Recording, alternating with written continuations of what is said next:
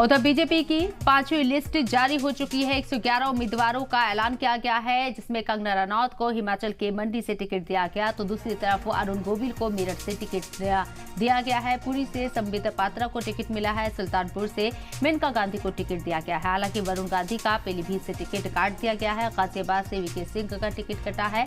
अब तक बीजेपी के 402 उम्मीदवारों के नामों का ऐलान हो चुका है और टिकट को लेकर बीजेपी लीडरान का रद्द-ए-अमल भी सामने आया है।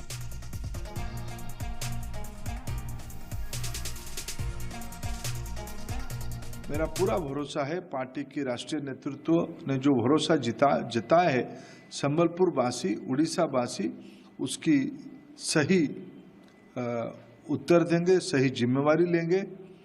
देश बीते 10 साल से विकास की एक नया धारणा खड़ा किया है, एक नया हिमालय बनाया है। आने वाले 2047 तक भारत को विकसित करना, प्रदेश को विकसित करना, उड़ीसा को विकसित करना, ये हम सभी की संकल्प है। इसी संकल्प के साथ इस बार चुनाव में हम लोग जा रहे हैं।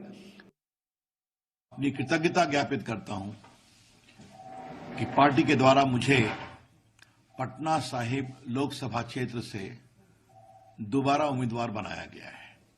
पिछले 10 साल में मोदी जी की अगुवाई में भारत बहुत आगे बढ़ा है और अब 2047 तक विकसित भारत के लक्ष्य को हमें प्राप्त करना है।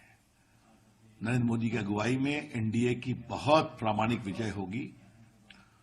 उसमें पटना साहिब से भी एक बहुत सशक्त योगदान हो, ये मेरी कोशिश होगी। होली के इस पावन अवसर पर महाप्रभु श्री जगन्नाथ जी के दर्शन पूरी धाम में मैंने किया है। दर्शन करके मैंने महाप्रभु जी को धन्यवाद दिया कि उन्होंने मुझे इस काबिल सोचा कि अपने सेवक के रूप में उन्होंने मुझे पूरी बुलाया है। मैंने धन्यवाद दिया महाप्रभु के समक्ष हमारे यशस्वी प्रधानमंत्री श्री नरेंद्र मोदी जी को, हमारे राष्ट्राध्यक्ष श्री जेपी नड्डा जी को, आदरणीय गृह मंत्री श्री अमित शाह जी को एवं हमारे सीईसी के समस्त सदस्यगणों को और भारतीय जनता पार्टी के तमाम नेतृवृंद को कि उन्होंने पुनः मुझे एक बार पुरी के लिए एक प्रार्थी के रूप में चयनित किया है।